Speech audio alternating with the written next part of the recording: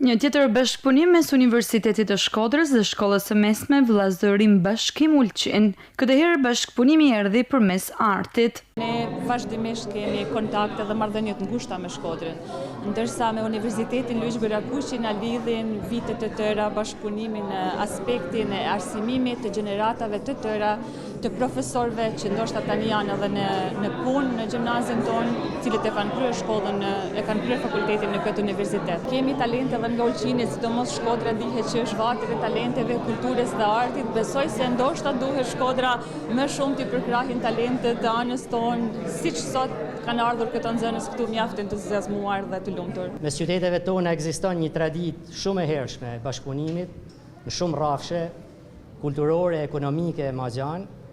Shpresoj që sot ne hapim një kapitull të ri në thellimin e këtyre marrëdhënieve, duke mirëprit një ekspozitë dhe njëkohësisht edhe një koncert nga Shkolla e Mesme e Ulqinit.